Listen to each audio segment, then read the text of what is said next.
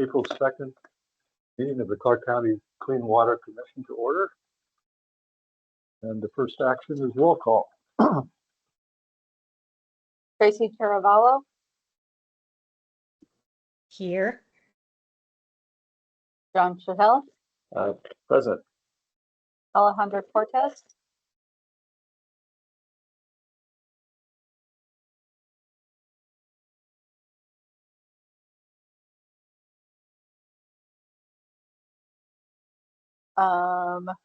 Maybe try the And- mouse on your like that. There you go. have two mouses. All good. All right, so Alejandra is not present at this moment. Glenn DeWilly, Here. Ted Gaithy, Here. Emily Hess said she was not going to attend. Allison Schweitzer, Present. Rudy Salacorey, Here. Phil Struck, and he also said that he was not going to be able to attend. And it looks like we have David DeCresh on the online as a public visitor. Thank you.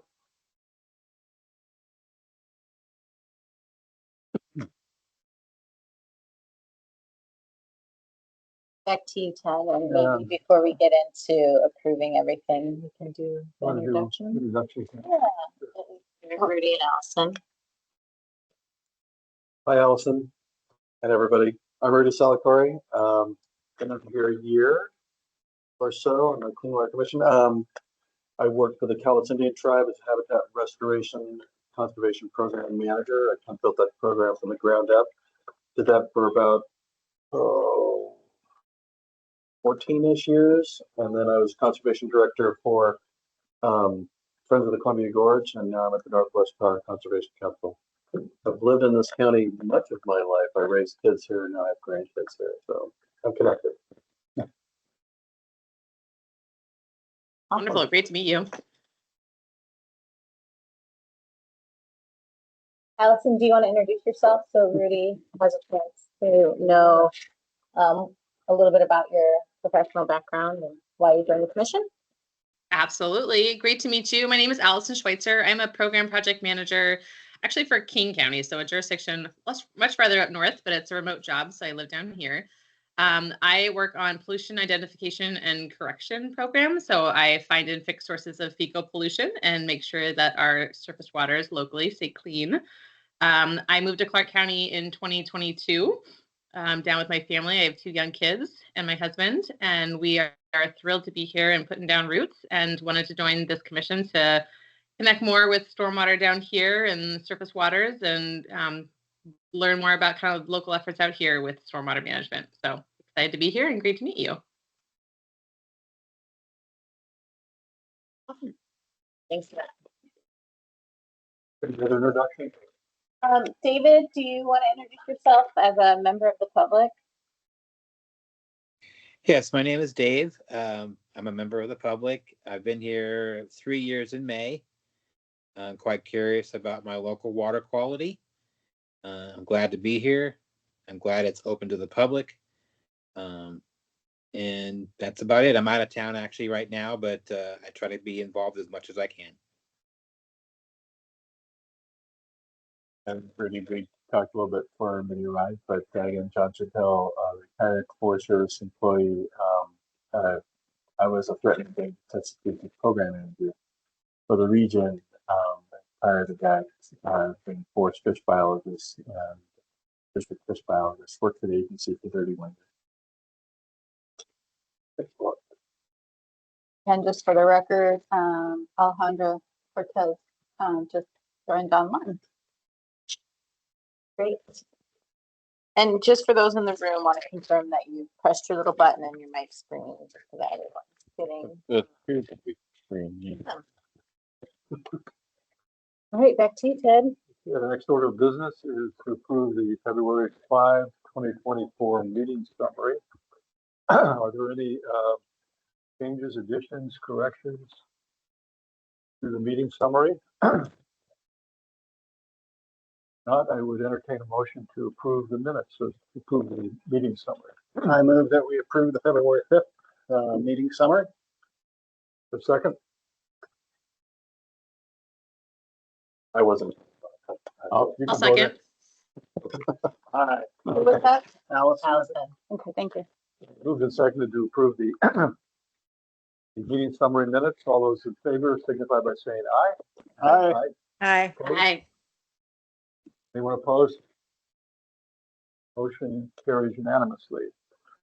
Next order of business is public comments. Do we have anyone online or submitted written comments? Alice? No written or submitted comments. I don't know if Dave has anything.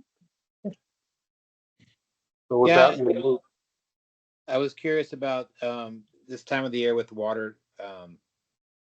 water coming down from all the water sources, the water pollution, National Pollution Discharge Elimination System. Does that get tested this time of the year, or just curious about it?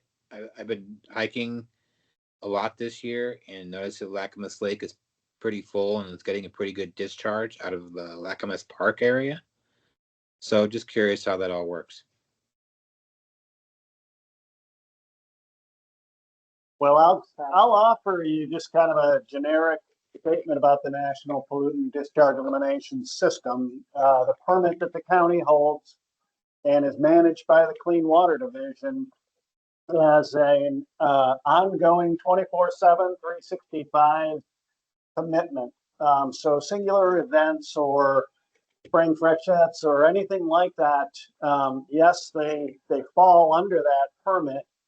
But I think I'd rather view it as more of a continuous commitment to water quality, and then working the capital works programs and the maintenance and operation of all the facilities that go into keeping our water clean. Those facilities can include anything from detention or retention in stormwater ponds that you may be familiar with. They can be filter arrangements that are associated with those facilities. Street sweeping, there's a variety and a host of things that the county's really responsible for. So when you take Lacamas Lake and an example of higher flows, that lake is managed by the city of Camas in terms of its water releases at the other end of the lake. I think you observed the Lacamas Creek end perhaps.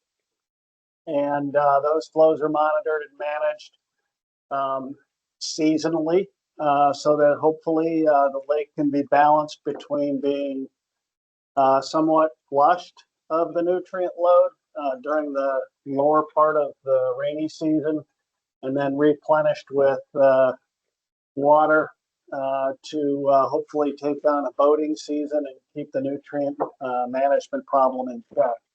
It's an ongoing battle, and I'll cede the floor to anybody else who wants to jump in. The Vancouver Lake watershed is pretty much dependent upon the water levels that come in from the Columbia River, which in turn is totally dependent on what EPA does with the dams. So the water flow is, lake elevations are very high in the May-June period as runoff occurs and as water is released from the dams and then falls off, as we know, precipitously in the summer months when the level of the lake gets to extremely low levels. In terms of sampling, there is an ongoing plan to do more sampling on the lake in the coming year. Something we probably can learn more about in this body as we get into the summer months in our next meeting. But there is some more active work to be done on the lake and sampling water quality. Does that help for you, Dave? Do you have other questions? No, it's more curiosity. It's just that the Lacamas Lake it's flowing really well, really beautiful, and just curious. I guess the city of Camas does their own testing as well, besides the county, at least in that particular area. Yes, the city of Camas has a very diligent monthly monitoring program for nutrient loads as well as the other water quality indicators. There are watershed groups such as the Lacamas Watershed Council that do monthly sampling as well for algal blooms and quantifying the toxicity levels. They send those off to the Department of Health and give them indicators of when the lake may be reaching a harmful algal bloom state. So there's a lot of eyes and ears on it, and there's an active management program that the city of Camas has online. If you're curious, you can Google that up, and Okay. you can kind of see what's planned and what's envisioned for the future. It's a challenge. There's a lot of nutrient sediment loads coming from upstream. As you could see, the water's a little bit off color. It's kind of stained right now. There's a lot of ag up in the watershed. There's a lot of sediment loading. So you're seeing some of that early in the spring with the heavy water. It seems like we're getting more rain this year with a lot of moss around the yards and stuff. Just curious if anyone agrees with that.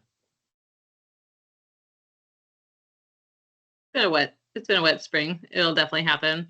I would also just add, Dave, that if you're talking specifically about the Lacamas Lake watershed, that the city of Camas should have their own like a form of like a drainage complaint line or water quality hotline. Like if you have concerns that you see in a local water body, you should contact the local jurisdiction, and they should have someone that could go out and look for it if there's something specific happening that you're concerned about. Thank you very much. That's very informative. Thank you. I am so impressed by our commissioners. Thank you. No, I appreciate it. You guys are spot on.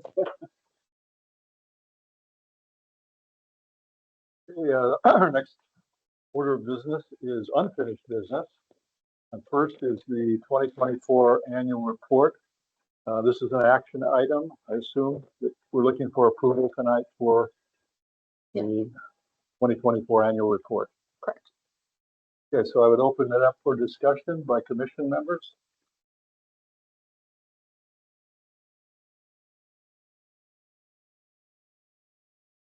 I submitted some comments to you, Alice, just some small changes. I thought it's got everything each annual report requires, I believe, of the commission.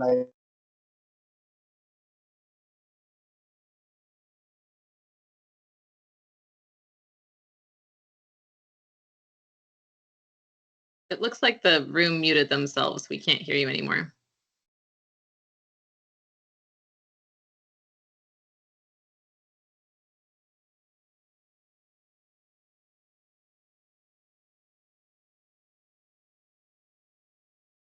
Can't hear anything. I think you guys muted in the room.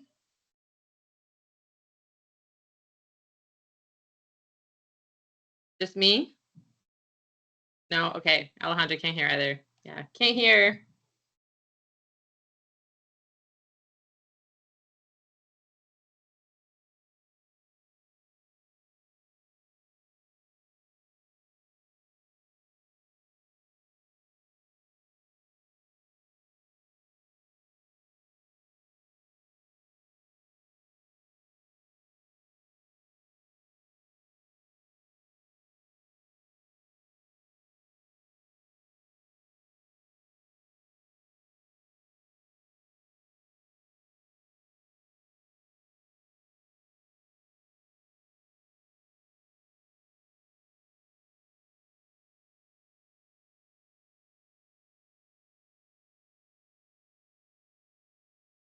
How about now?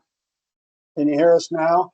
Yes. Oh, I think it was the fact that my Teams got turned off. All right. There we go. All right. Thank you, Nice Alice. Mm-hmm. So general summary, I think the report's looking good. I'll see the floor back to anybody else who had comments, thoughts, questions, especially for some of the newer folk. So I'll jump in here for a minute, and I apologize, Alice and Devin, for not getting these comments to you earlier. I sat down and looked at the report in more detail today, but I think the second time, and there's some things that I ran across that I didn't want to bring to your attention. If you have the report in front of you, page 8, first paragraph.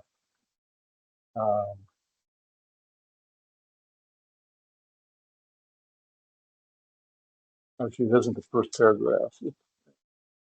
The last paragraph, page 8, where it starts off additionally, CWC continues to advocate for the county to focus policy planning and projects. I thought that was awkwardly worded.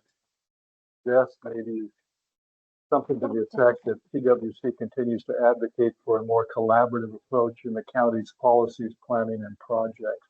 I can send you this language, but I want to make sure that the commission would agree with some of my comments.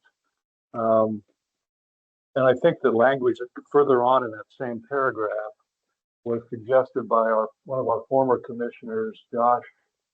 What was Josh's name? Josh Seed. I think what he was trying to get at was the idea that if you look at projects individually in the county, and I'm not talking about necessarily about county projects, but projects of development scales, and not look at them on a cumulative basis, that we're doing a disservice to the ability to talk about how we keep our watersheds in good shape. And that was Josh's point, and I think members of the commission who are no longer on the commission all bought into that concept, which is why it's showing up here. And I think we should continue to advocate that. I think it makes a lot of sense to say it's important for the county to look at this thing comprehensively, cumulatively, rather than an individual project by project basis. That makes sense.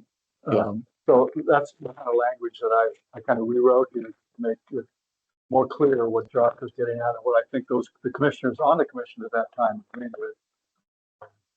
So Alice, I can send you that language, but that's generally what I'm proposing, and I just want to make sure my fellow commissioners would agree with my suggestions. I'd agree. Perfect sense.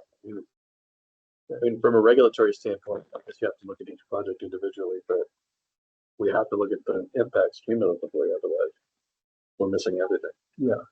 And I think the same was said for the community development department of the county, that it's fine to look at, you have to look at projects individually, but you also need to understand what's happening with urbanization and growth in our watershed. Devin, when the team built the mother of all spreadsheets and a capital plan, did you look for some kind of grouping, maybe 5, 6 different cohorts of saying this one focuses on, maybe nutrient management and the phosphorus management more specifically in this watershed?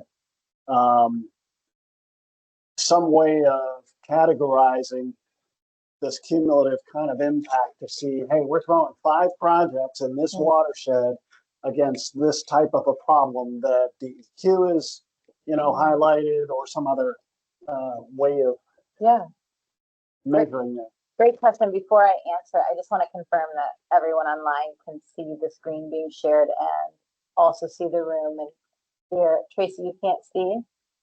I'm seeing thumbs up from others. So it might be something on your end if you're not able to see the screen share. And I can only see, it says Alice Millward, and then I see everybody else. That's all I see. So that's not what you guys see, Alejandra and Allison. No, maybe try logging out and logging back in, Tracy. Sometimes that helps. Okay. And sometimes if you have it on, never mind. the view versus speaker versus the presentation. Yeah, we can help her troubleshoot that when she gets back on. You want me to wait for Tracy to come back on, or I can? Yeah, I think, yeah. Waiting for her. It's a good observation, Glenn. And I had a similar thought, and I think I mentioned this at a previous meeting, and kind of, how do you choose to do what, where, when? Limited investments. We know some areas have more degraded water quality than others, and how do you kind of target what I will say the limiting factors, the pollutants that are of most concern, to ultimately improve water quality where they can. Yeah, that's a great question. And confirming, Tracy, are you back on?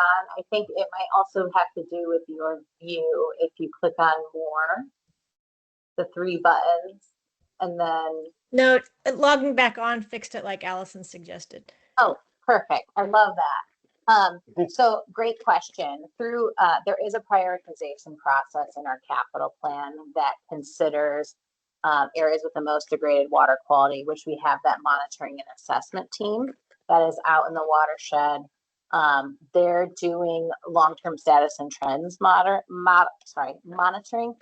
They're also doing habitat monitoring, and they're doing pollution identification and correction monitoring.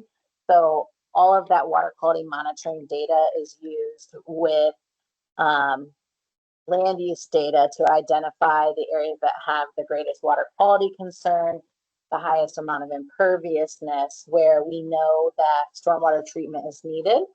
Because a lot of older areas, they may have been built without water quality treatment or detention. So we're able to take that land use information, because ecology is a new requirement that we essentially have to map the drainage area into every outfall and tell them and determine how much of it is treated or not. And so through that process, we can say this catch basin, 40% of the imperviousness is being treated. We want to make sure 80% is being treated, and set different thresholds that help us prioritize different areas for project implementation. I would also add that right now, I was going to talk about it a little bit later, we have a contract underway to do a stormwater management action plan in Lower Salmon Creek. And that will be looking at infiltration feasibility, retrofit opportunities. It'll be looking at where do we have the most sediment loading, and considering not just how we build projects, but also how we do our maintenance to prioritize it to the areas that are having the greatest sediment issues, because a limiting factor for salmon is sediment loading. And so for us, and sediment gets into the gravels, makes it difficult for eggs to hatch. So right now we're really focused on what can we do around our capital and maintenance program, and what data do we have that can help us identify the most critical areas for projects. And so I know that the commission identified that as one of your work groups of interest to be working closely with us on that project to really help us identify over the next 6 years what are our highest priorities in Lower Salmon Creek, which we chose that area because most of our infrastructure is in that area. It's the greatest urbanized. It's where most of our rate funds come from because it's the greatest density. It's also where we can have the biggest impact. Also the oldest area in the county. So we have to develop a 6-year plan and a 20-year plan that considers data, considers maintenance, considers land use. And so we're really excited about that. Long way of saying, yes, we incorporate water quality data, as well as some land use planning and some different criteria around infiltration feasibility to help us identify project areas. Was that management plan externally grant partially funded or solely Clark County funded? It's solely Clark County funded, and Okay. so by our clean water fee that, and it's a permit requirement. So under the phase 1 permit, we've had a stormwater management action planning requirement for the last 2 permit cycles. Our first permit, we chose to work on Whipple Creek, and it was more focused on what can we do to address stream flashiness. There's some erosive flows and challenges with benthic water quality, the bugs, and flashiness and uncontrolled volumes of stormwater is what can really degrade that bug population, which is a big indicator of water quality.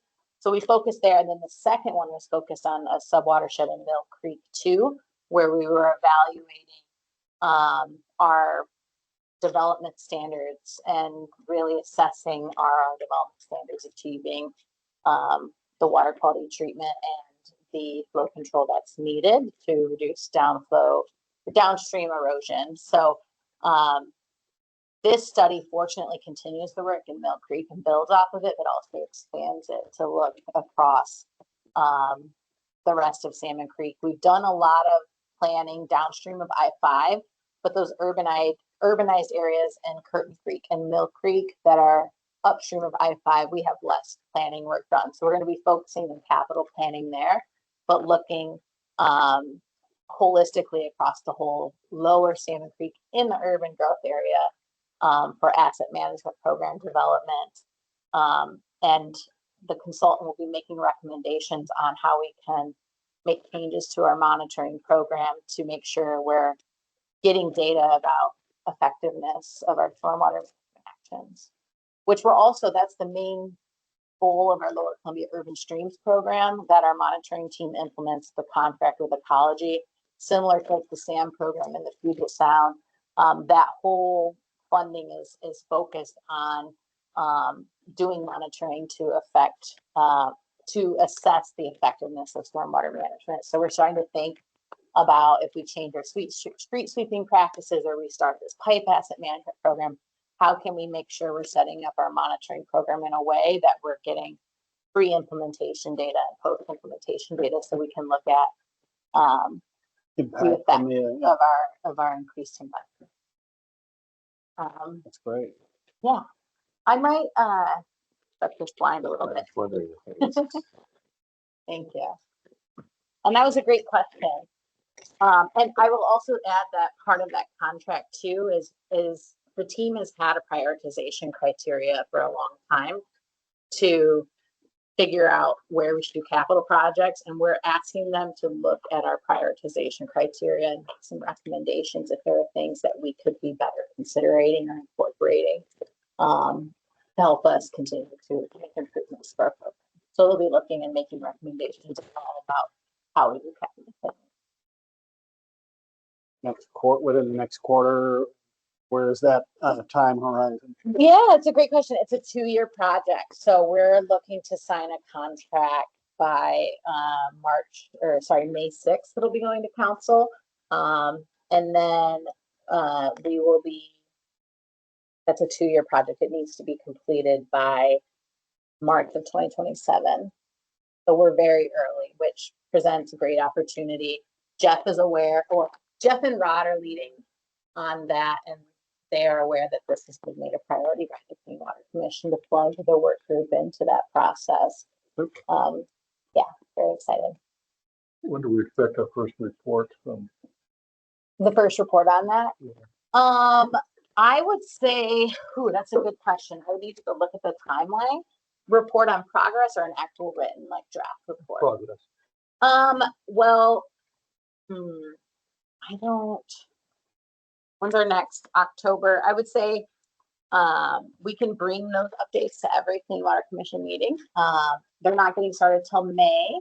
So the next meeting that we would be able to provide updates would be June or August. I think June there probably will be still pretty early in their data collection and field reconnaissance effort. I would offer that we could provide an update in August or in October. And if the commission's interested throughout the duration of the project, be bringing that either to each meeting or identifying substantial progress milestones so that we're keeping you apprised as the project's going on. So. If we wait to vote on the annual report, is there some edits? I've got a couple more comments and then if anyone I'd else rather has not. Okay, so I'm just asking. So my next comment is on page 10, the last paragraph. Looks like there's just a typo there in line 4. Repeats, because this is a monumental achievement by staff to create Oh, I see. such a comprehensive, but it repeats what was said in the previous sentence. It just needs to be deleted. Okay. And I guess, the word monumental, I guess that's a good term. I'm not sure it was a monumental effort, wasn't it? I guess we could agree using that term. Yeah, it was pretty. I would say. But that's my own bias. 6 years So- early, are we? Yeah. Ted, would you go back to page 8 and Yeah. say it again? The suggested language, and I can send this to you by email as well. Clean Water Commission continues to advocate for a more collaborative approach in the county's policies, planning, and projects. The focus has been on specific projects and not viewing with a wider lens the cumulative impacts that numerous individual projects and organizations have on entire watershed. Okay. Can I I can make a send that to recommendation? I'm sorry. Maybe if the commission's comfortable, I think we may be able to move to approve the annual report with Ted's recommended Edit. changes or edit that, or done you that. give Alice permission to make the changes. That's just one thing we can do today rather than We've kind done, of we've done that, where, with the amendments. And the last one is the last one I have. It's on page 11,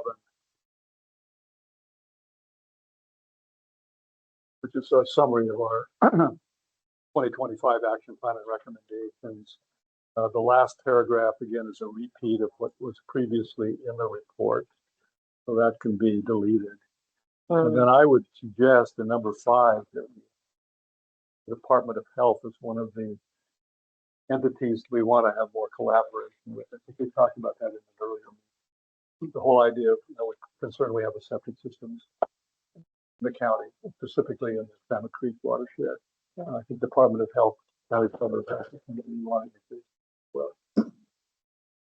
So those are my changes. And if anyone else has any other comments before we take a vote on this? Floor is still open.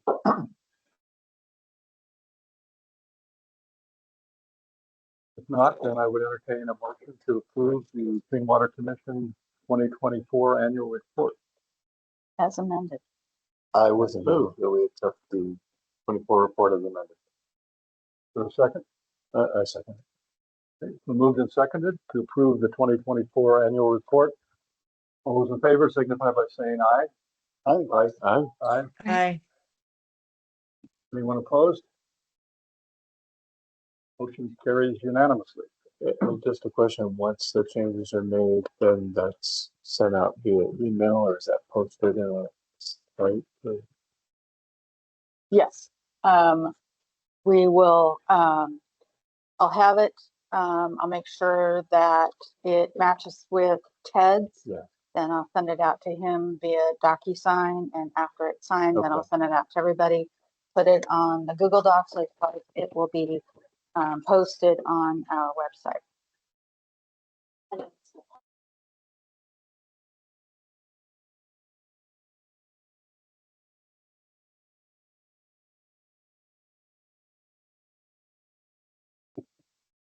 Our next order of business is the survey response summary. Okay.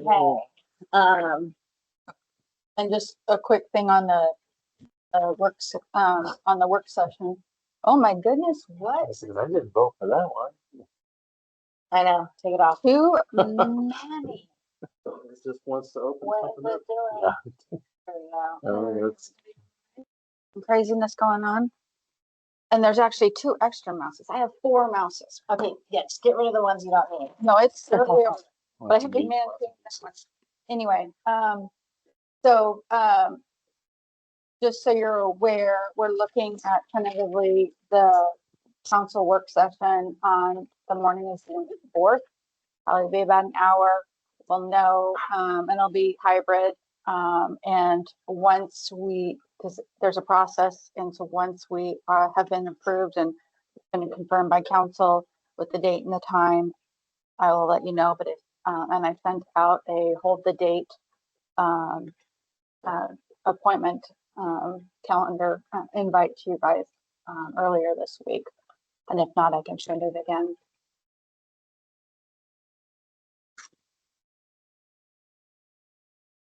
So that's we have. What time would that be in the morning? We don't know. Sometime between 9 and noon. It'll be either 9, 10, or 11. It's really tricky depending on the order too, because it's hard to predict how long the first work sessions will be and any public comments. So hopefully they have us up first, so it's at 9 to 10. Otherwise, we can try to predict what time for the commission to show up, or I would just plan to be there for the full time, which would be approximately 9 to noon. and what is the role of the commission during this meeting? You're presenting. The report. Correct. And what was achieved last year, as well as what the priorities are for 2025. And any recommendations, that's really the chance and the purpose of this board. So it's a direct opportunity for you to let the council know what's important to you, and to really make policy recommendations for them to consider. Is that Ted and Glenn, or is that all of us? I would say, traditionally it's been done by the chair and vice chair. I think amongst those of you who can attend, you can figure out how you want to split up the presentation. But they generally have liked to have you all sitting at the table, up at the presenter's table. So even if just the chair and vice chair are speaking, they generally like to have everybody there, Okay. to be able to Okay. see. So, Good to know. but we'll verify and make sure. And of course, you know, and if anybody needs to appear online, there'll be the hybrid opportunity as well. And we can make sure that the clerk knows. And it's a great opportunity too, because you can decide for it to be more of a presentation or more of a dialogue as well. If you want to ask them questions to really be giving them recommendations and hearing back from them what their priorities are. I think we heard a lot of that in the last work session. I don't know if you want to share, Ted, since you did do the last presentation, what your experience was. Yeah, we wound up the meeting with council by asking them directly, what would you like to see this commission do in coming year? What are your priorities? And there was a lot of discussion back and forth with individual council members. So I would think we would want to do the same thing and ask that question as we I would agree, especially with the new members, That would be good. some turnover. Definitely. And I think last year we had some lake advocates and a lot of conversation around septic systems, non-point source pollution, enforcement. You know, I thought some of the feedback we got was really surprising. And the question, you can tell how much somebody knows by the questions they ask. And I think we've been lucky to have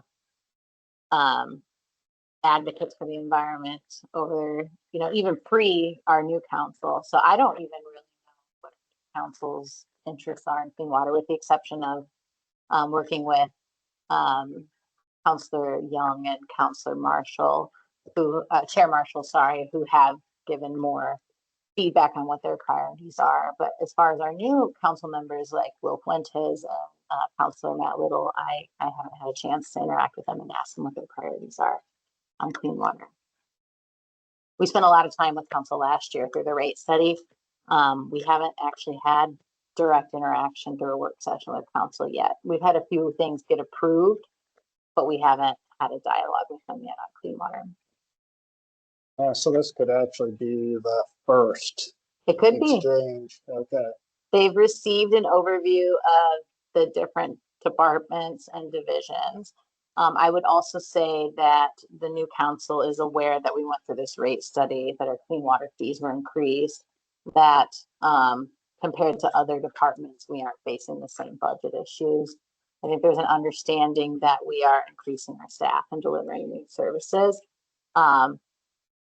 This sounds probably, I don't want to say it sounds terrible, but part of my goal for this year, because we were so visible and asking for so much last year, was to kind of, you know, stay off their radar and focus on implementing. But I think at the same time, we need to tell our story about what our needs are, what we're achieving, where we see gaps, and where we see opportunities for collaboration. I think it's interesting you brought up public health. One thing I wanted to share with you is that they recently announced that solid waste, which is traditionally in public health, is not moving to public works. And it was kind of a surprise to everyone. So I think that there will inevitably have to be some more coordination with them as we're facilitating this transition.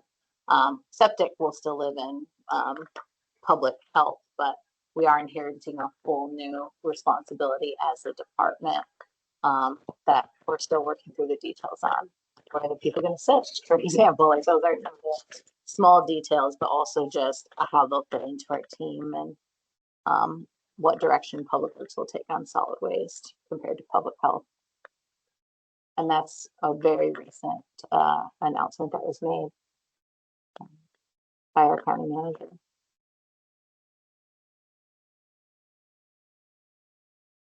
So I hope you can all make the work session, whether or not you want to attend online or in person. It's a great opportunity to network and meet the counselors. It's normally done, they are on the dais. So you're sitting in the crowd, you're sitting and speaking to them rather than it being around a table. I think that historically they used to be more around the table, but this is done more as a presentation, followed by an opportunity for them to ask questions or for you to ask questions of them.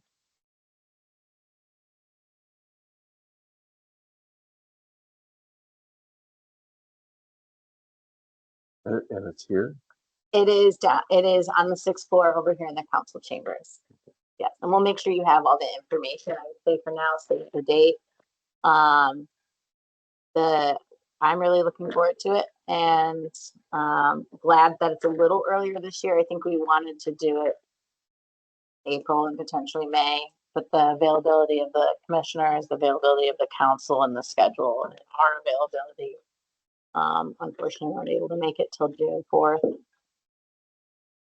Are there any commissioners that do have an interest in speaking or having an active role in the presentation? I'm seeing some no's, some head No. shakes. But not opposed to joining in the fun and I'll be being there. there if you can be there. Oh, yeah. All Join in the fun. I'm not ready to say anything. All right, fair enough. Well, I think you should feel free to add Exchange any when comments. they- Yeah. we're gonna try to facilitate something that's two-way. Give a little pitch maybe, and then open it up to some dialogue. So that could allow some participation. I think it'd be great just to get some other voices in the room. So thanks. I agree.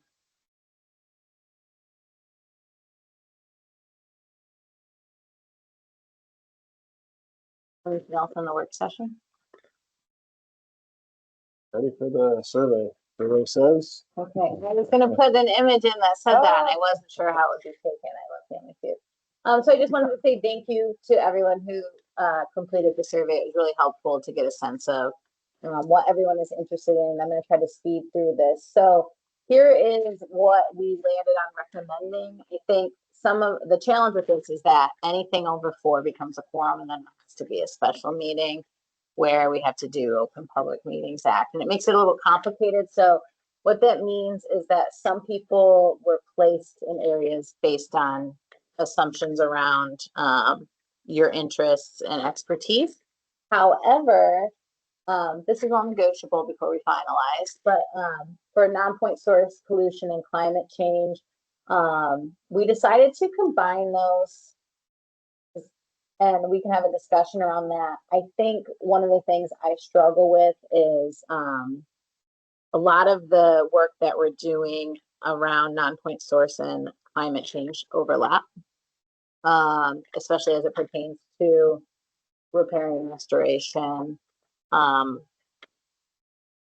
And so I'm interested in hearing discussions. I think another thing I have questions about is, given that the county has an appointed climate advisory committee for the growth management plan, that there was a rigorous interview and selection process, being mindful about not ruffling any political feathers by creating a climate subcommittee separately as in the Clean Water Commission. I think it's, of course, very much related to our work, but I think how we frame it is really important to not create any confusion or to be appeared as overstepping, since there is an established climate advisory commission. But I do think there is a lot of opportunity, especially around our repair and restoration work and reforestation work and nutrient management work. Those who are interested were Tracy, John, Glenn, and Ted. We also envision that this group will be the main steering of the nutrient management and non-point source symposium that we're planning for later this fall. I think there were others who expressed interest there, especially on the climate change side. So I would love to hear some thoughts about keeping that group together, splitting it, and how we would like to approach that going forward, or if it's non-point source pollution for 2025 and it evolves into climate change implementation in 2026, once the advisory group officially that's working on policy wraps up, more focused more on implementation. But the Stormwater Management Action Plan, we are recommending Alejandra, Glenn, Allison, and Phil, given all of you indicated interest, and some of you have very direct experience on those types of on this specific type of work. For rate study implementation, we heard interest from Glenn, Ted, and Phil and Rudy. That would really be a continuation of the previous work group that was working with us on rate study development. And then for community engagement and inclusion, we have John, Alejandra, Emily, and Allison as well. So all of this is up for discussion. We also were trying to limit participation to 2, except Glenn, we put you on 3, but we can drop you from 1 if you want. But you're kind of an overachiever, Commissioner, so you're very efficient. So any thoughts on where you landed? If there's a top 1 group you're really hoping to be in that you're not seeing being reflected, or if you're on one that you're like, actually, I don't think I'm that interested in this.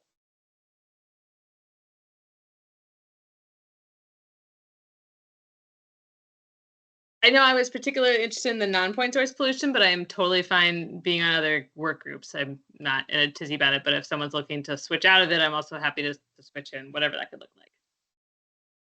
Hey, you can take my slot. And I would also offer, like, if there is one group where there is more interest, I would entertain, we could make an exception for one work group to have there be more than 5 members. I would just hesitate to have that across the board because then that's 4.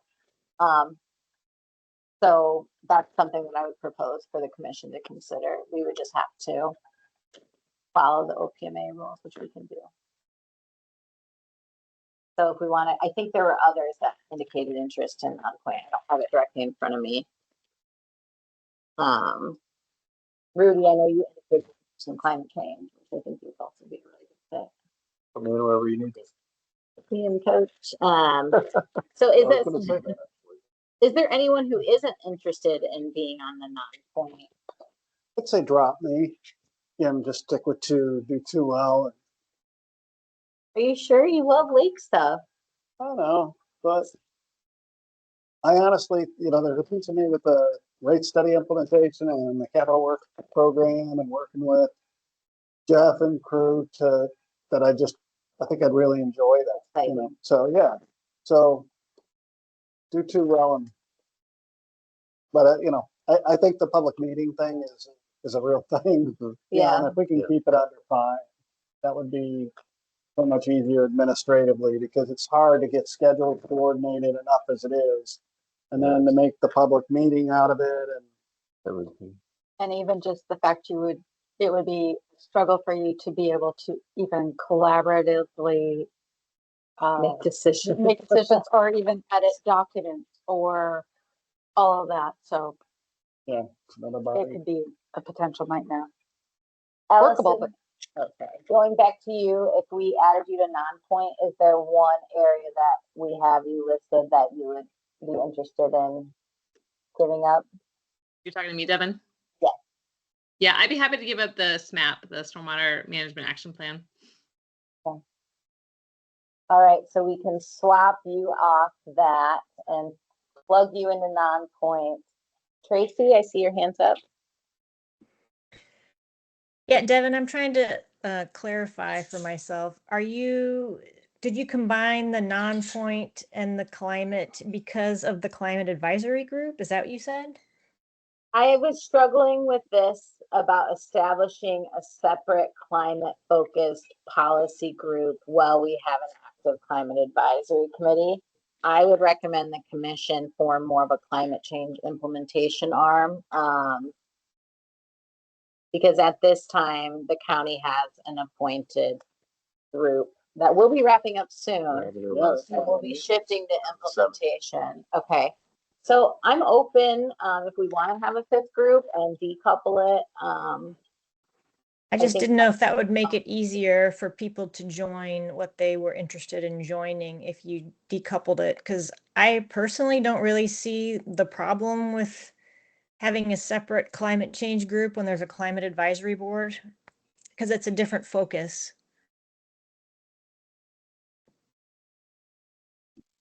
I could see that group working as a liaison with the climate advisory group. That would be to really make sure great. that the two groups are talking together. I love that idea. I didn't even think of that. I like I've the always idea told also. So if we decoupled it, Tracy, would you be interested in staying on the non-point and the climate change, or? I could do that. So I'm going back, those who indicated they're interested in climate change. So maybe I'll just walk through this. Non-point, we had John, Allison, Glenn, Tracy, Ted. We heard Glenn say he would pop off. So then that would be John, Allison, Tracy, Ted. Climate, we have John, Tracy, Rudy, Alejandra. Community engagement and inclusion, John, Allison, Emily, Rudy, Alejandra. I might recommend you drop you, Rudy, just because having you in climate change and rate, unless you want the CEI. I'd stick to 2. 2. And then rate study implementation, we have Glenn, Tracy, Emily, Rudy, Phil, Ted. That's a tough one. There's a lot of interest. I don't think there. I was in there. Was I in rate study? I have you on there, but I can mark you off. I think I would still recommend sticking with Glenn, Phil, Ted, and Rudy, given the initial involvement. And then for SMAP, I have Allison, Glenn, Alejandra, Phil, Ted, which I heard you say, Allison, you'd be willing to drop. So I don't even know if I'm tracking my whole thing here. I think the only person then, John, you would be on CEI, climate change, and non-point. Is there one that you're least interested over those 2? Hard choice, right? And I say, no, I'm interested, but I need to pick, or pick 2. I mean, if you, I think, let me look really quick. It's a lot, I know it, doing 3. Let's see. I think, So community engagement, I definitely want to be involved in that one. I'll go through process of elimination. Apologies, everyone. And then non-point, I'd like to stay with that one. and not climate change. Well, I will say CEI, we have John, Allison, Emily, Rudy, Alejandra. So if I'm hearing you say you want to be on that, John, is there anyone else who isn't as interested in CEI? Rudy, you would be on climate change, rate study, implementation, and community engagement. Is there one? Right, studying climate change. Okay, then John, you can be on 3 if you want. well, let's try it, and then if I have to stop from one, I will. But climate change, just like non-point solution, pollution is so large, right? And I know there's a climate change group. They're meeting April 7th for the last meeting. I think it was always, well, what have they decided? What are their next steps, and how, or do any of those fit well into what we do? So it wasn't reinventing the wheel. It was more looking for that opportunity to integrate with what they've already done. And then, of course, it affects ultimately non-point source pollution, right? Through flow and temperature increases. So it's interrelated with so much. I think one thing you said, though, as you were talking, non-point is really about water quality and source reduction, and climate change has a lot to do with like volume management. Volume and temperature, though, because temperature can affect water quality and nutrients, and what we saw in Vancouver Lake. And so, well, here is where we've landed with John, Allison, Tracy, and Ted on non-point. John, Tracy, Rudy, and Alejandra on climate change. John, Allison, Emily, and Alejandra on community engagement and inclusion. Glenn, Rudy, Phil, Ted on rate study implementation. And for SMAP, Glenn, Alejandra, Phil, Ted. And we can send that out. But I think the only person that is assigned to 3 is John. And Tracy, you're now on 2 rather than 1. I think the only person that's only on 1 is Emily, and she's not here to represent her interests, so we can check and see if there's Looks like something else. Alejandra. Go ahead, Alejandra. Hi, I think I'm on 3 as well. Oh, okay. I think I heard climate change, SMAT, and also the CEI. Yeah. I would feel comfortable being removed off of the Stormwater Management Action Plan. I think that would be okay with me. All right, I'll take you off and we'll plug Emily in. Awesome, thank you. I don't know if you signed up for that one, but we'll put her there. We'll just volunteer her. We'll volunteer her, and if not, then we can have a smaller group of Glenn, Yeah, Phil, that's cool too. Ted. Yeah, Glenn, Phil, Ted. Are you still interested in being on SNAP? Now that we've talked a little, oh, Ted, you're on 3.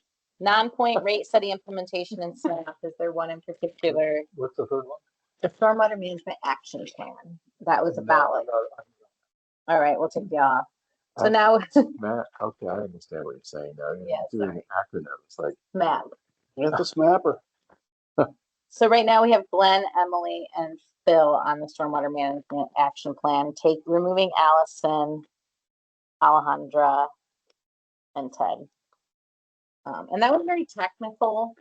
So I think if they're, if it is more Glenn, Emily, and Phil, and I think Emily could be good because she's a hydrogeologist and there's an infiltration component to the study.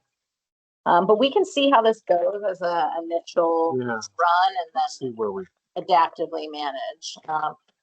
I'm also wanting to make sure that there's a staff liaison that's available for each group that isn't necessarily me. So I've been trying to identify, like SMAP, you'd probably be working with Jeff and Rod, rate study implementation, me, CEI, Eric, climate change and resilience.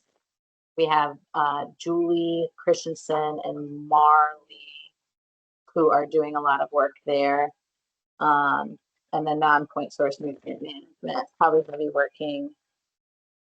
I need to give that one some thought, but we do have a few different folks on implementation and on assessment that could be done. We also have a lakes and watershed coordinator we'll be hiring in Q3 who would be a great fit for that. Yeah. Somebody has more capacity to think about lakes and watersheds than me. That's the new position that you were advocating for. Correct, and we got it funded, which is fantastic. So Nice. hoping to post that in July and hire by September. In time for any Kind of a next step mid-level work. professional in terms of grade scale, like 10 years of experience, 15. I mean, where It's a management position. management is, So it's a non-represented management position that could supervise. And so I would say it's not senior level management. I would say it's middle management level.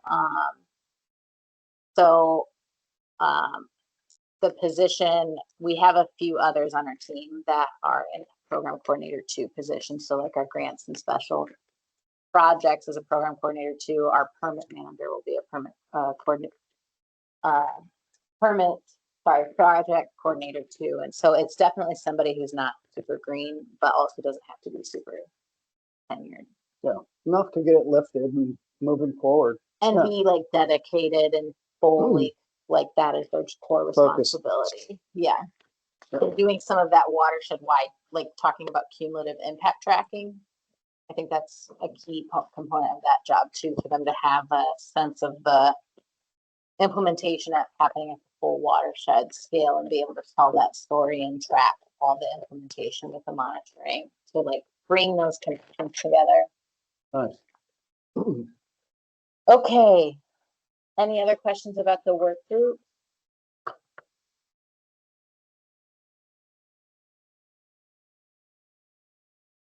Great, and we'll talk a bit more after this.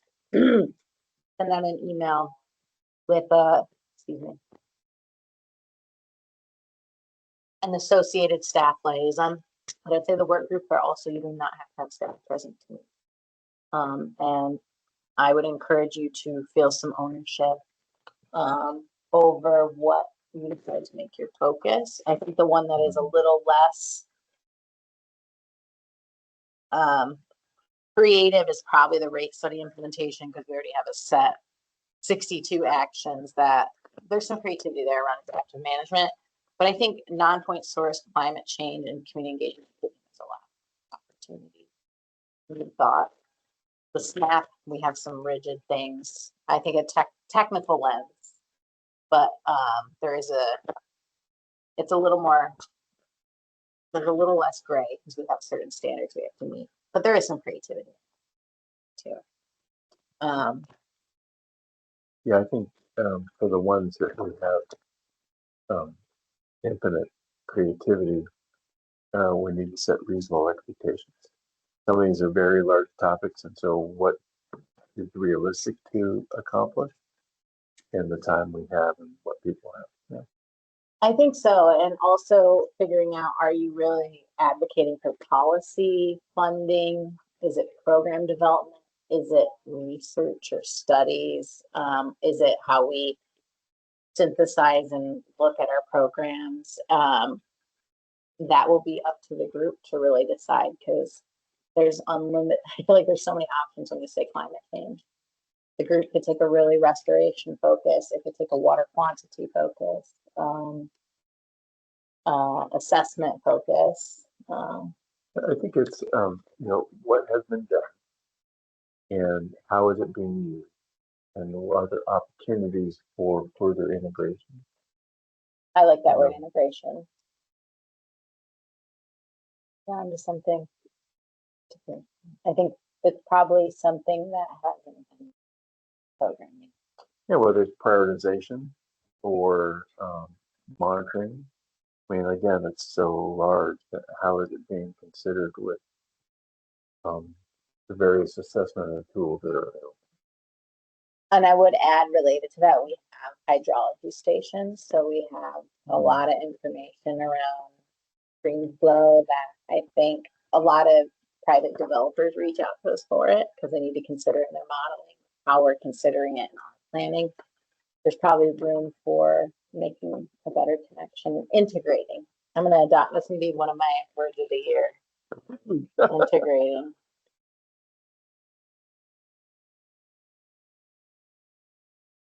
As far as survey responses, we heard a little bit about, to summarize what folks were most interested in. We heard an interest in the Heritage Home restoration. Gordy Joma, under our Legacy Lands County program, that's a golf course the county purchased and is working with the College Tribe to restore. It's a really interesting property. There's water rights out there, there's irrigation systems, there's fish passage considerations, there's an old railroad bridge. Like, it's very great walking tour. Get out there and take a look. Jenny, is that the one that's coming up here relatively soon? Yeah, there's an open house. We're not hosting it, but you're welcome to attend. And so I think one of the things I would encourage you to attend that, since it's already established. And they have like an afterwards happy hour too at the old clubhouse nearby, the Cedars Golf Clubhouse. It's a great way to just get out there and interact directly with the Legacy Lands, County Land staff. I'm trying to remember the date of it. I have it later in the presentation. Coming up in April. It's in April. Oh, May. April 24th from 6 to 8. So I think if you plan to go, I would recommend going there first, but if there's still an interest, the manager of that program, I'm sure she'd be happy to take us out and arrange a separate tour if folks are able to make that time. You said 24th, the calendar says 25. I have April 24th, Thursday, April 24th. I do as well. Yeah, I did as well. We'll call it 24. I think I was on 24. 6 p.m. 6 p.m. at the Cedars Public House. Coffee and cookies provided.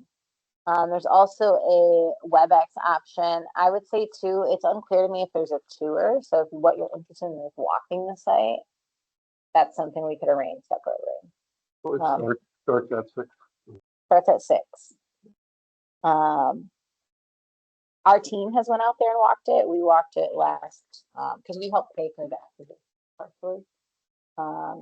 we could contribute some funding to implement our capital plan. So Danielle Cowley, who replaced Pat Lee, took us for a walk of it.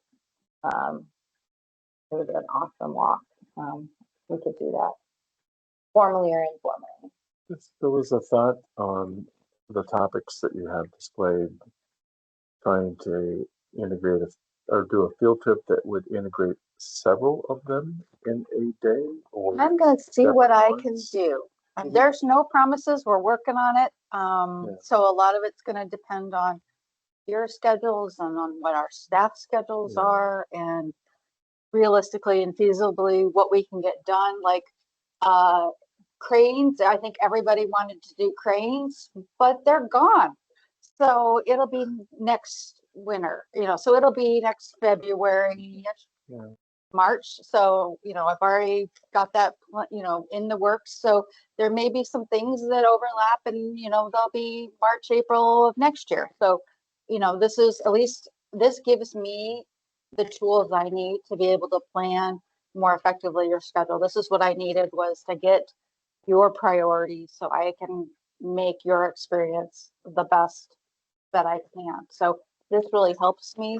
And even if I particularly may not be able to have somebody come, we may not be able to go there, but I could have somebody come in and give a presentation as well. So, because there's a number of things where you'll see it later, where, talking about it. So, because I've already been thinking about how we can combine things. So we do have a recommendation for a few dates for some of the, at least one of these that we've locked in people, and we can talk a little bit more about that. But really, this just kind of helped us see where there was the most dense interest of the group. And so these are the topics that rose to the top at the near term. I think the wetland restoration, we want to get you out there before construction starts, and then that way we can get you out mid-construction and post-construction, just to see the project evolve. The Suds Creek and Cougar Creek projects too, they're having a shovel in the dirt. The Cougar Creek will be hiring a consultant. We haven't even put that one out to bid yet. Suds Creek is out to bid. We heard Interflu. So some of these we can see from like the beginning to the end. Our team, we do have a lot of completed repair and restoration work. Clark Regional Wastewater is finishing a large outfall project to Lake River and doing some expansion. And I had met their CEO, John Peterson, and he was like, I'd love to have the commission out. They do a great tour. They talk about their biosolids to fuel program. He was talking about what they do to like look at PFAS coming into the system. And I think it's a really interesting tour. It's not directly related to our, but we want people to be connecting from septic to sewer. And We so have a septic program, elimination program, not funded adequately, but it's still there. So yeah, that's a really great point. And like, how can we strengthen those? The city of Vancouver just got a grant from Ecology to pay for sewer connection. And I was like, oh my gosh, how do we like leverage this and learn from what Vancouver is doing, and try to tap into that. It may be even a good idea. There's still a negotiation of that contract, but to have somebody from Vancouver come in and talk to us about how they got that funding, what it will entail. So these are, I realized the Lower Columbia Estuary Partnership. That's not right. Lower Columbia Estuary Partnership, which I know is in a dire situation right now. They're in an estuary program, so they have some funding challenges funded by the federal government. So these are where we're at right now. I think I do have some. If we go to the next slide, Alice, we also heard, like, we asked you about collaboration, who is interested in collaborating with. You heard the County Planning Commission, the Vancouver Urban Forestry Commission, which I've been in talk with Charles Ray, and Clark Conservation District, Watershed Alliance, and then the so these were the top 5 that showed up in everyone's responses.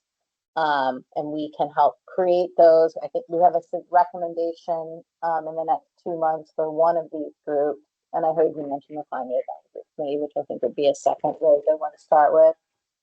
And then next, These are just some of the presentation topics that rose to the top. Learning more about our urban tree canopy program, Department of Ecology, having somebody from Legacy Land come in, maybe Nina Gordon Jolma, non-point source control and nutrient management, hearing director from Poop Smart Clark for the Conservation District and Public Health, having different habitat restoration groups come in, as well as giving our monitoring and stream health report team a chance to come in and talk about our water quality group that we have.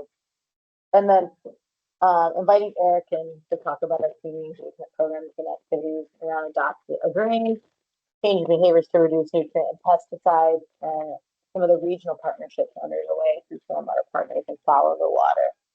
Is there anything on that people felt strongly about that you're not seeing show up here? Either for the tours, the collaboration groups, or some of your priority topics for speakers? It's a pretty good slate, and I think, in the spirit of just trying to gather knowledge and gap fill in various, people's data sets and their own journey in terms of what they know or don't know. I think that's a pretty robust offering. I agree. Anything else to suggest? That's a good first step. And- The only question I have is whether urban tree canopy, I think it's a great program. I worked with the urban forester in Vancouver for many years, but I'm trying to make the connection back to us. If we're talking about habitat restoration along streams and lakes and rivers, then I see a connection, but I'm not sure I see the connection otherwise. Temperature control and streams. There's that whole tree canopy thing, urban, heat islands, trying to bust down some of that heat energy in urban areas. A couple of areas that I know that would lead to.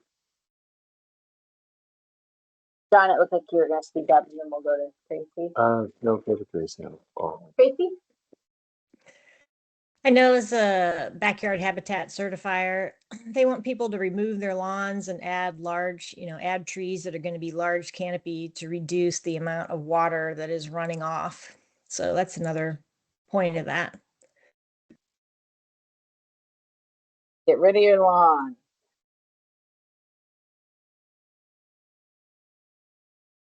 The grubs are doing that for me anyway. So, I have moles. but no, I mean, that was certainly one that I selected. I was thinking of more from a stream shading standpoint. I didn't think about it from an urban shade, although I imagine as you have more concrete and paved surfaces that absorb heat, buildings, that has to radiate somewhere.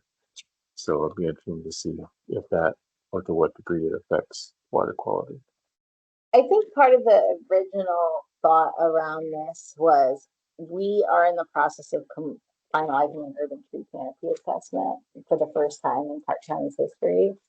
And we'll have tree canopy for the entire urban growth area to break it down by some watersheds, green buffer. So we have all these information. We have some new online tools that are available to the public to help us prioritize where we plant tree canopy. And we don't have a formal urban tree program. All we have is a forester in Clark County, and he mainly focuses on permitting to cut trees down. And so we have a new requirement in our stormwater permit to develop goals and recommendations, as well as to complete urban tree canopy mapping over the next 5 years. So this is an area that we're really ramping up and really advocating for, because currently there isn't dedicated funding for tree planting outside of, well, we don't have any dedicated funding for tree planting besides like capital replacement projects that are really more large scale. So Vancouver has a really well developed program, and so their commission was interested in interacting with this commission to share their lessons learned, and then we will officially have the same data that the city of Vancouver has and Camas has. So there's some opportunity regionally to be coordinating, and previously this information didn't exist. I mean, it sounds like it's worth a presentation, so we at least have an idea where are we what does it bring to the table, and then we can decide relevancy. I like that. I would just say between looking at our joint interests in committees and this and the other, it's aggressive. It's a lot to commit to, and we'll see how we can fit it all in. This one I think is set right now for July 16th. Is to save the date on that one. Okay. And the rest of it, that's as much as, we've got to save the date, and then we'll Yeah. work on having the chairs and staff figure out agendas and how and where and all the logistics, but having seen that was something you were interested in, started that conversation with them. And I will say that the board has talked about meeting with you all and has indicated. So it is a good chance to dip our toe and see what does it mean for commission to commission coordination and networking. Charles Ray's on board as well as the commission. But if it is something that we decide we're not interested in, then we can fit it. I do think we have a lot of information that will be finalized by June that we will want to share with you all. There was something in the chat, but let's go to Allison as well. Yeah, just real quick, I wasn't sure if there was an opportunity to have some of these presentations in the work groups, because some of them seem to align more cohesively, like the non-point, or there's the community engagement and inclusion. I recognize others might want to hear about the presentations, but to the comment that was made earlier, there's just a long list to include within a calendar year for all of us, that maybe that's an opportunity to have some of these discussions and presentations in the work groups. That is a really great recommendation, Allison. Hoofer. Everyone's nodding their head over here. So that is a great thought. Alejandra asked, is it confirmed that these presentations will take place during commission meetings? I noted a top most commissioners indicated they want these during meetings. Anything that's outside of meetings is optional. It's non-mandatory. So like the networking with the other commissions outside of this meeting time, voluntary. Any tours that are outside of, that we're offering outside of our commission meetings, I would say it's completely voluntary. So if there are, I think maybe as a next step, we can identify which ones are of interest to the full commission versus if there are topics that we want to split off into the subcommittees.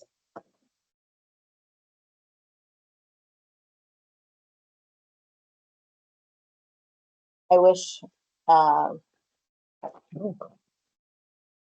is there anything else, or do we want to move on? I know there's quite a few things to get through. I may try to get some of my update for you all.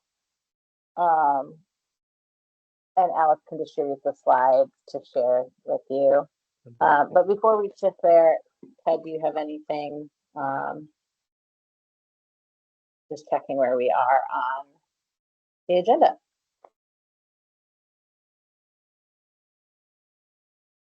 Well, we're about a third of the The way number through. 5, new business and action. Yeah, I mean, we've got quite a bit left here and not a whole lot of time, so. Yeah.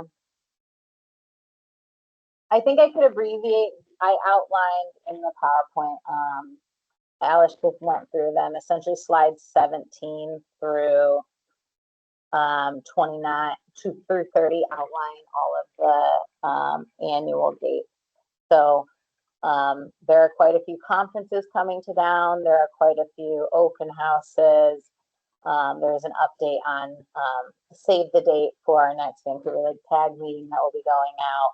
So I don't think I need to walk through these in detail, but our goal was to give you an outline of all the things we have, all the opportunities we've identified for commission participation.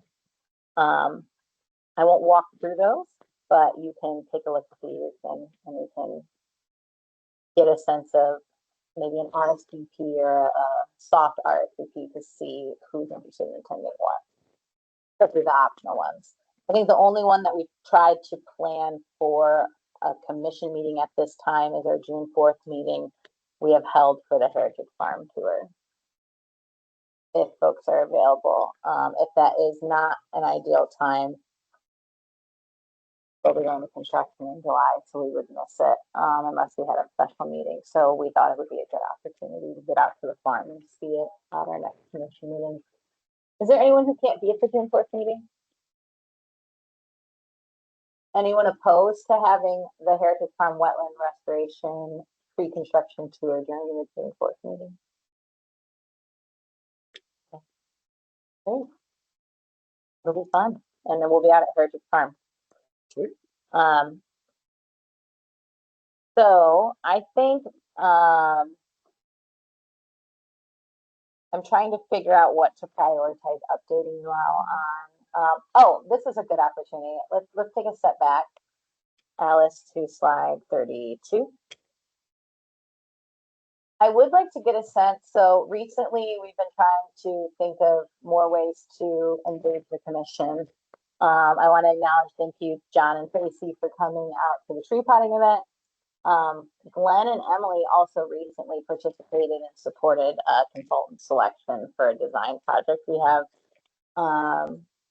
And I would love to hear your thoughts, Glenn, on how that went. I know Emily's not here to speak about it. Yeah, so Philbrook Farms is a small plot that's got an infiltration problem with groundwater mounding that's creating a flooding problem on a playground area that would normally, desirably not be flooded.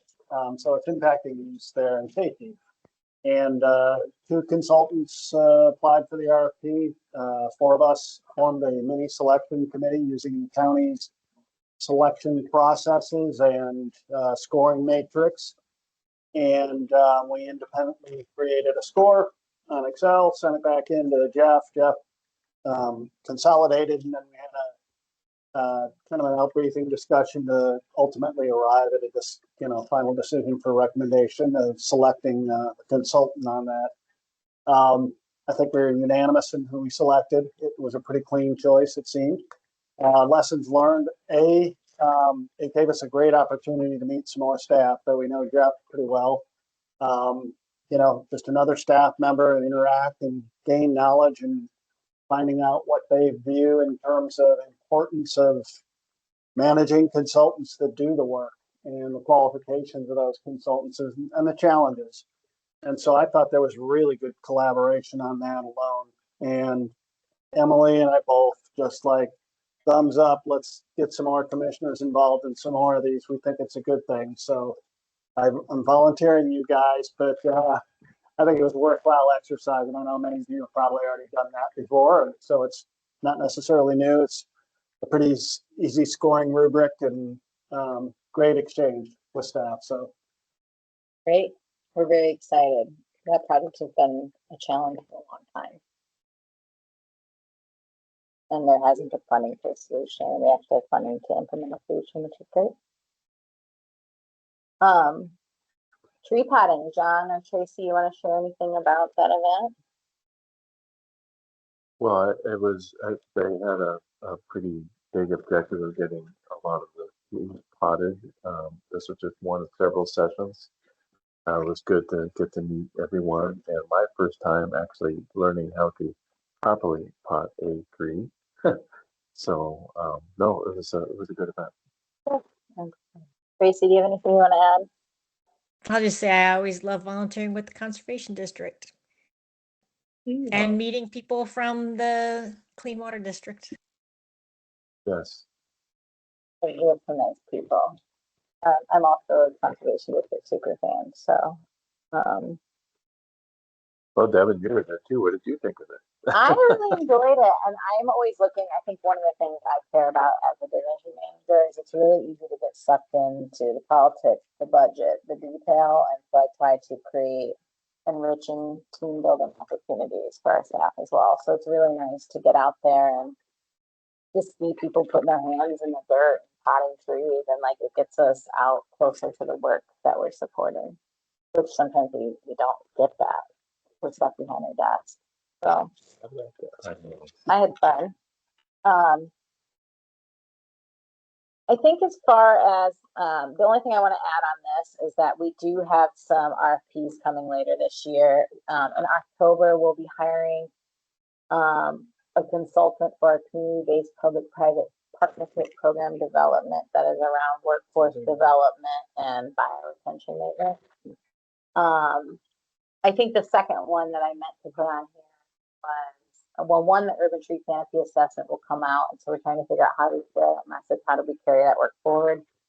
And then another one that I forgot, we received offer for funding for to begin the design for Cougar Creek restoration in Lower Salmon Creek, and we'll be selecting a consultant to do that work. So those are two other RFP opportunities where we'll be looking for expertise to help make a selection. And then I think those are the only two we have slated for 2025 at this time that I'm aware of, unless something else comes up. Those really surprises.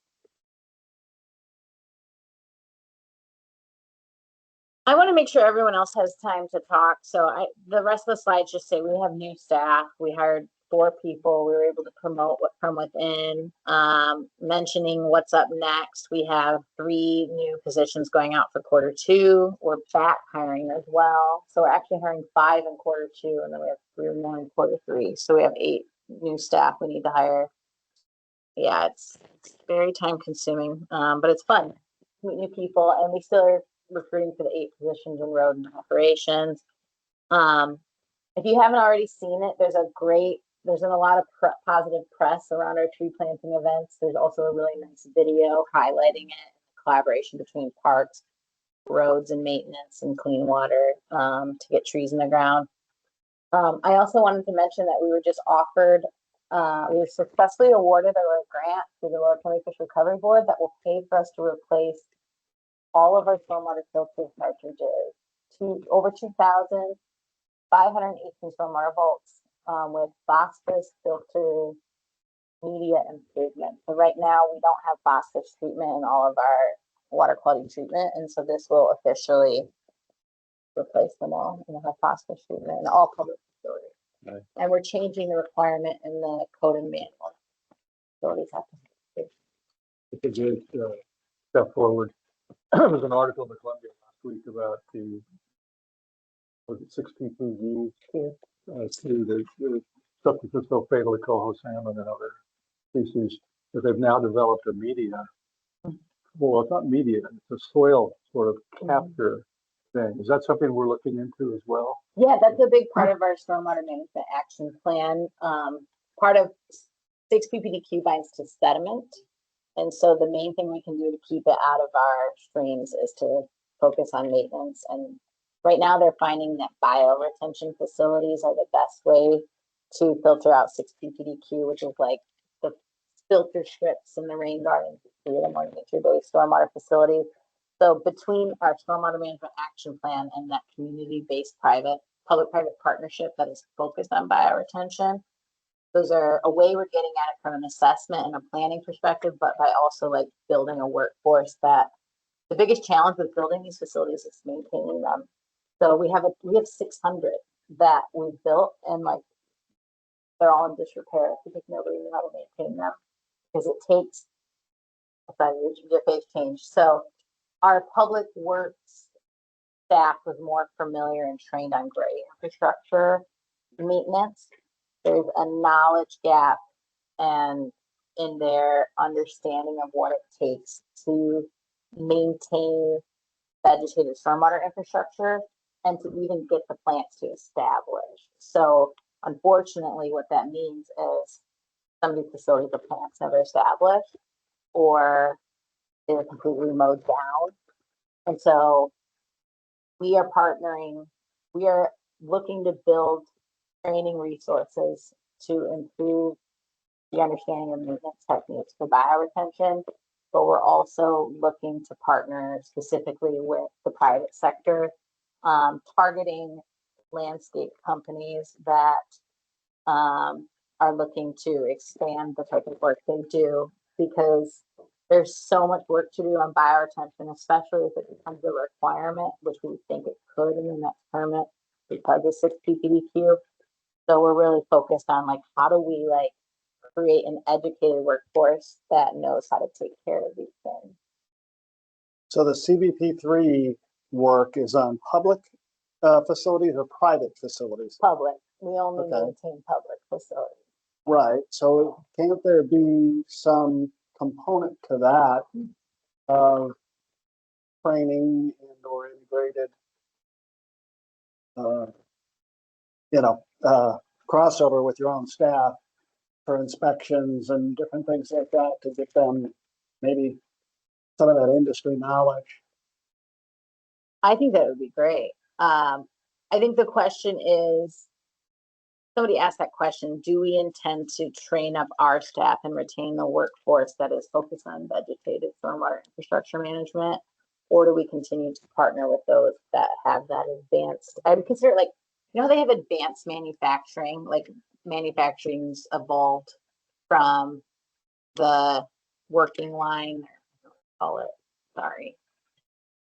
working in a factory and now they're having people to operate the computers in factories, like advanced manufacturing.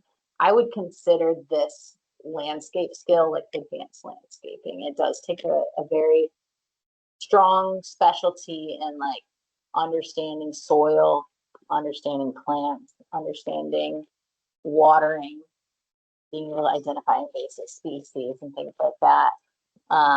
So the goal of the program is to create training and to certify landscape companies to ultimately partner with them to do the work, because we just can't keep up with it with our internal roads and operations staff who are essentially focused on everything and primarily focused on the gray infrastructure stuff. I will say it's really hard right now for us to even recruit maintenance and operations staff because those staff unfortunately are paid fairly low wages too. So we're having a hard time retaining maintenance staff to be able to keep up with all the work that we need to do. So, which is why we're looking at contracting out and some of our maintenance work to the private sector. So bioretention is key, but we're really excited about this phosphorus. I wanted to sit and acknowledge also, and I don't know if we have time to get into this, we did see the language around potential additional proviso for Vancouver Lake. So we're monitoring that and would love to follow up and talk about that. Milfoil grant outcome. We applied for funding to do a milfoil treatment in Vancouver Lake and we did not get the money. So we have a meeting with Friends of Vancouver Lake on Monday to talk about the phase 2 management plan, but also want to talk about next steps for milfoil treatment and how we can potentially co-invest in that and identify pathways and next steps for implementing a treatment because it is needed. Devin, what was the grant source that we applied for that? We applied to the freshwater algae control program, which also pays for aquatic invasive treatment. Okay. And we were not selected for funding, unfortunately. Did they give comments as to why? They did offer some feedback on the proposal. I think there was also, I can't rattle off their exact comments off the top of my head, but I can share them with you. I think we've shared them with Friends of Vancouver Lake as well as with Herrera. I think some of it, they've invested a lot of money in the lake, which we've been very fortunate.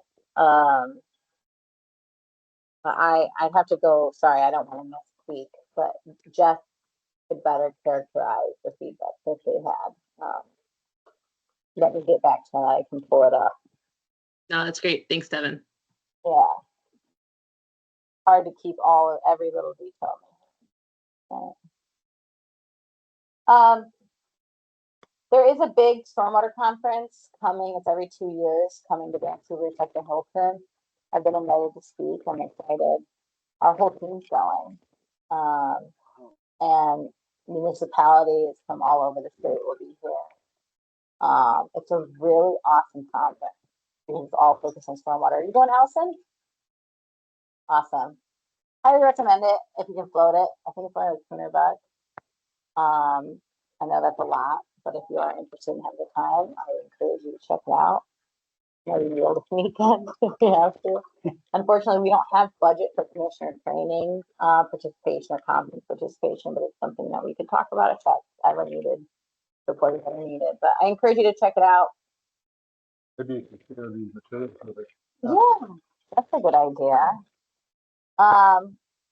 I think we're getting close to time, so there's an update on our summer capital projects. Maybe just speed through this real quick, Alice, sorry. This is detail around what are the tasks in the stormwater management action plan if you want to learn more. We're still finalizing that scope of work. It'll ultimately go to council, so it'll be a public record and you can make sure you get a copy of that. Keep going. There's a lot going on. We just finished our stormwater management plan for 2025. It's updated. We submitted our 2024 annual report. That'll be online. We're required to do that every year. Our stormwater code manual updates in progress. Lots of great work happening there on code revisions to lead the outcomes for stormwater through the private development process. We also just had to renew all of our 5-year interdepartmental agreements within the county. So that was fun, negotiating expectations across public works, public health, our facilities, internal services, community development. Yeah, for that stormwater code, is that, am I correct in thinking that there's something that's going to be added in terms of at least rigor to infiltration requirements on development?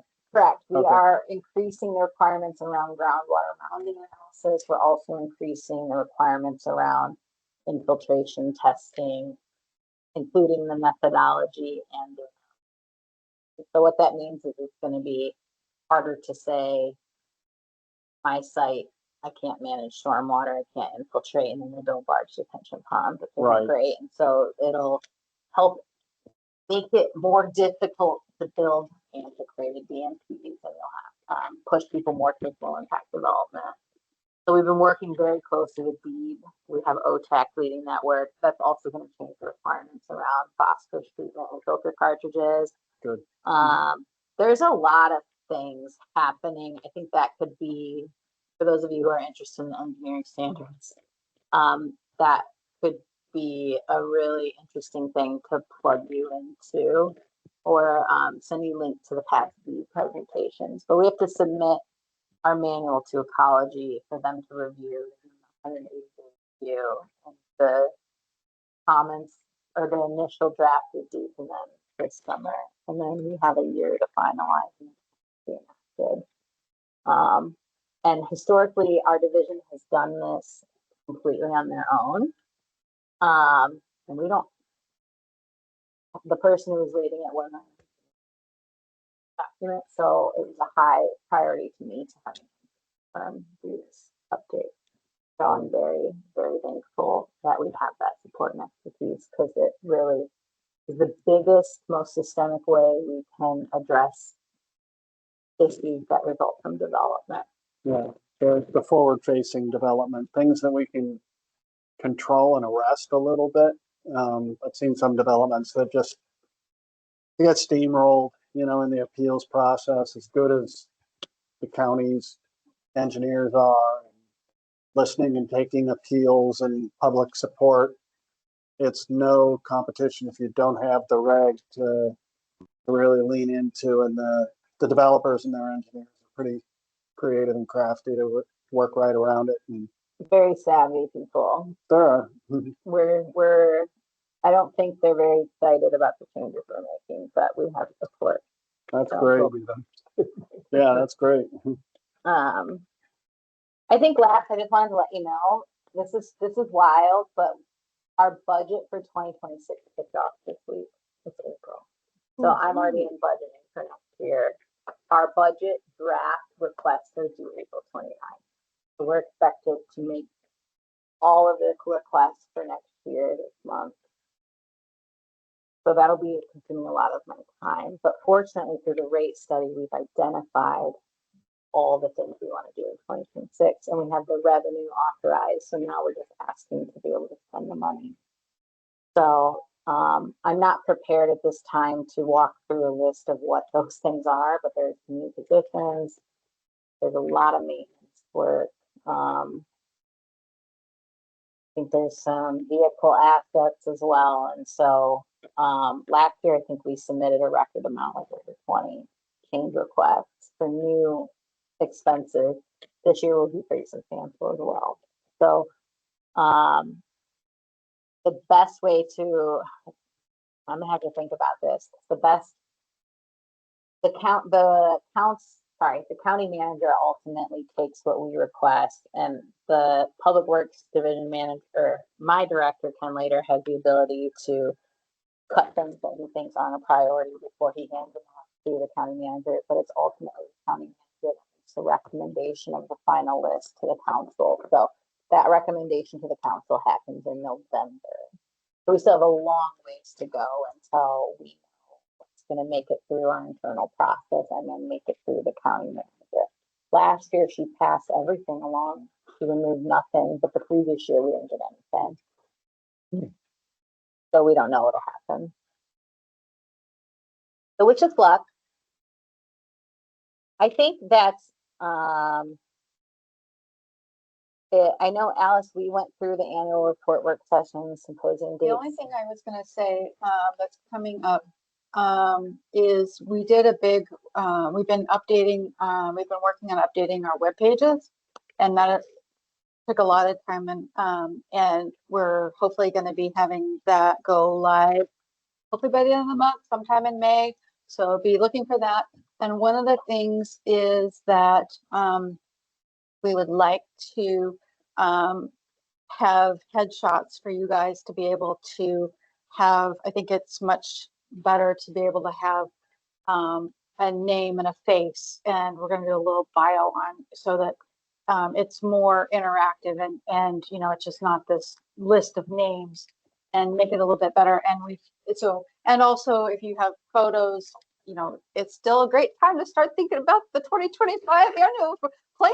So you kind of, when you're out taking pictures of your family and having friends. So that would be my only thing, is that there's a lot coming up. And so either I can take a picture of you here or sometime at a meeting, or if you want to submit one, that'd be great. You may even be able to invite our like Haley in potentially. That's something we could ask for. I think before we make, I want to double check, is there anyone who's like opposed or wouldn't want to have themselves some people have like, here's our board, like essentially what it would look like. So is there anyone who's uncomfortable with having like a short bio and photo? Because you don't have to, I would say. It's not obligated if you're wanting to stay incognito. I have no oppositions. I was just going to put in a suggestion, if we're all getting together on June 4th, it could be a great time to either do a group photo or do individual photos then. Like it. That's the plan as well. And I would add, you know, I don't know what made me think of this, but you know, I would love to hear from you all, like getting you out in the community, if there's any interest in having a video for commissioners. It's something we can always have an open house so you can message the public. Just a thought, but I think there's some roundtable items and some things that Ted was wanting to chat about. Devin, So. before we, is that the correct date for the open house, the Jordy? It should be the April 25th? It should be 24. Sorry. Yeah, that one's good. So that was I think where the misprint was. One thing we didn't mention is that the Richfield Pit Restoration is also having an open house. It's a ribbon cutting that signed up to be there. That's been very long in the making. Are you going? Yeah, I should. You probably should. I Yeah, we were involved. Yeah, it's part of the tax, but you know, investment. So it's a big deal. I would encourage you to come if you can, if you're interested. Richfield, I what missed did I say about Richfield? Yeah, can you repeat that again, Devin? So there's a historical project called, or Maybe Reedy, you want to take a stab at talking about it? I'll stop talking. There are these huge gravel pits in the East Fork Lewis River, and in '96 there was a major flood and an avulsion, and the river fell into the pits, and it's been a long time in trying to figure out how to deal with them. It's been a cost prohibitive project for years. There was a funding opportunity that came up that allowed them to do it. It's going to be a big deal. The East Fork Lewis is really one of the last unmodified systems with a number of different salmon species on it. And the crux of the project is that sediment transport was interrupted along that river 2 miles. because of the pits. So sediment would just drop into that. So that downstream from that, sediment starved. So it also creates a hot water pocket. So this project is probably going to, I'm underselling the project. I think it's going to level that whole floodplain right there, fill them in and kind of reset the whole floodplain. So pretty significant. If you've heard of like stage 0 stuff, like it's pretty massive. Like I don't know, it's millions of dollars. Like It's crazy expensive, and that's why it's always been at the top of the list of things to do, but no one wanted to do it because of the hundreds of other things you could do in the region besides that one project. Is there any threat to these federal dollars? It's a mix. A lot of different monies had to come together to fund this. Is there any threat to the project because of the federal? These are, well, we live in an era, so let's keep that in mind, but these are already allocated funds. So these have been awarded in the past. So theoretically, no. Some of the allocated money is being slowed. That's true. I don't remember. I don't think there's any. National Yeah, Infrastructure Service Fund. Yeah, I don't think there's any infrastructure money. I think it was awarded a while ago. And the date of that's the 29th. it's May 9th, and it does May 9th. require an RSVP. I'll send it out. Yes, please. Yeah, I think it's really significant for the region. It does address a very contentious issue that a lot of people have been for many years, involving mining and the impacts to aquatic systems. I can grab it offline. Yeah, there's a lot. Rudy can explain that. The Forest Service did a lot of stage 0 on the Willamette before it took off from there, but it really creates, I'll just say, good rear habitat complexity. And real quick, stage 0, Maybe just define it. I think that'd be helpful. there's a theory in river evolution that it goes through all these different stages of, you have a functioning system, and then you can get to a place where the stream gets inside and downcut erodes. But stage 0 in that evolution is like when there's just water trickling down an even surface. I'm super under explaining it, but just in real the messy. interest of time. Yeah. Yeah. So basically you just level a floodplain, you remove any restrictions or constrictions, and then you place wood out and other objects along the floodplain. You just let the river pick its course. And baseline it to its earliest possible hydro and geomorphologic stage and let it do its thing from there. Yeah, they use LiDAR and they look at historic channels and try to reconnect them.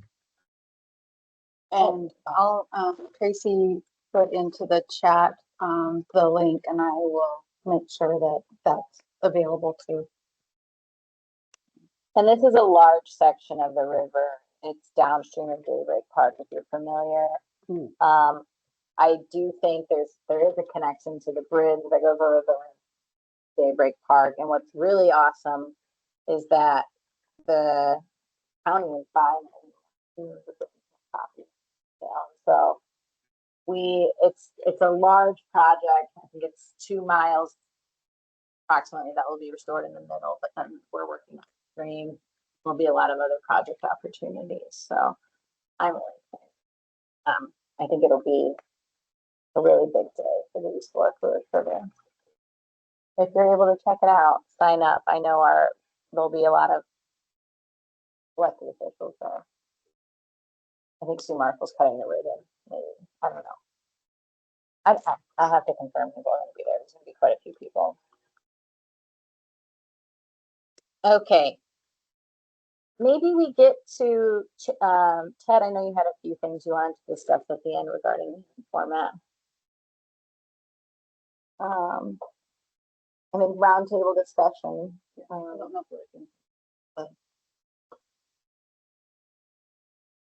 don't think I have anything else. I think just continuing to provide those opportunities and let us know if we want to have some open houses. I like the idea of the commissioners night, engaging you in some of our public involvement opportunities, getting you in front of council this year, getting you out on some tours. So wanting to really get a more active group than just like meeting here.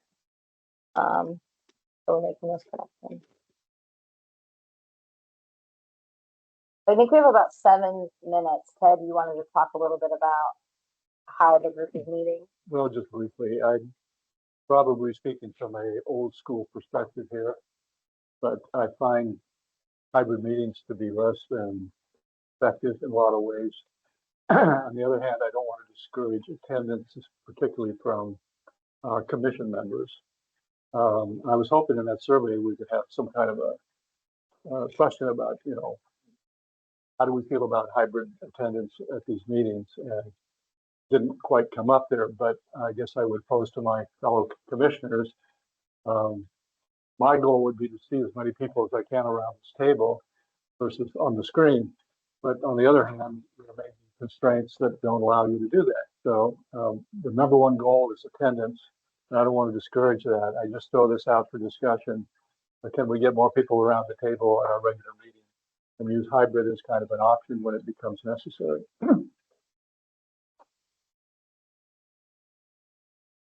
Any thoughts from commissioners? No, I'm not opposed. Go ahead, Sorry. Alejandra. Yeah. Thank you. Yeah. I was gonna say, I really appreciate the accessibility component of, having the hybrid option. I oftentimes am working up until the minute before, hopping onto these calls. And so I agree it's always nicer to be in person, but just realistically, at least on my end, I don't know that I'd be able to participate in more than maybe half in person, just due to my schedule. So Thank you for sharing that, Alejandra. And I I'm know, happy to- go ahead. Oh, I just, from personal experience or personal perspective, again, I have 2 young children. It's nice for me to spend as much time with I can, try before the meetings and after the meetings. And so I think selfishly, I like the hybrid option just to have that, but I agree that it's nice to have in-person options. And I want to attend some events in person and just trying to juggle kind of personal life and professional life here. And for me, having the farm animals makes it challenging. So I don't want them to get eaten by coyotes. And then also tonight I was working on a mosaic for a client and it was just starting to harden and sag a little bit. So I had to go up and like firm it up a few times while we were talking. So the hybrid option works out well. I think it would be nice to have, maybe we talk about making certain meetings prioritize in person, or what I appreciate the most is that majority of people are coming and showing up. I know we have 2 absent today, but I think that the participation and conversation has gotten better from my perspective. But I do love seeing people in person as well. But I also empathize with having home responsibilities and work responsibilities, certainly. I would just suggest that, I mean, I like having flexibility, whether it's in person or hybrid, and really appreciate, that multiple balls people have to juggle. But I think there'll be some meetings that will be really important, especially if we have presenters. I think it shows the level of interest and respect to be here in person if we can. To the speaker. Also, just to get to know people, and then we will have some field visits like the one on the 4th. I think that's what our next meeting will be. And obviously, you would need to be there in person. It's hard to do a hybrid option for that. So, I say select in person, certainly ones that definitely will need to be in person, but keeping the hybrid option when we need. I think it's, even in December, or one of our meetings, we had snow risk, right? We were all able to The fit last something. meeting, we all went hybrid. Got to the last one. So I think another thing too is we moved the time to 6. We previously met at 6:30. If there's considerations we need to make around the time, I don't mind the 6 start personally, but specifically for the in-person tour, which we would love everyone to come to if you can. If we need to have different considerations around what time that's at, just to increase the ability for others to attend who may be balancing childcare or work. Bye, Tracy. I'll send a request to each of you to get back to me on start times that work for your schedules. So that we can make sure we have that figured out. And sometimes, seeing the agenda as much as we can see it in advance, so we have an idea of what's coming and make that decision whether it needs to be in person or not, I think would be helpful. And I imagine as we get into the committees, well, we're certainly going to want to create time so we can report out what we talked about. That could certainly be what we're doing now is a combination of in-person. That'll actually be part of the agenda. Now that you have a working group, Yeah. that'll be part of the standing agenda. Working. So a couple of things that I know that we need to follow up on with folks is helping set up committee meetings to connect you all. Survey regarding meeting start time. And then there was another one. I'm trying to remember. Oh, having us help figure out which presentations would be better suited for a committee meeting, so the full group. Is there anything else that, or if I'm missing something? Do we need to select a chair or lead or something Yes. for each of these subcommittees? I think Yeah, just having that might bring more organization and and drive it a little bit. and that's Good something idea. that if you want to meet and have that and make that decision and email that to me, that would be great. Or if you want to say not it right here, usually when the work groups are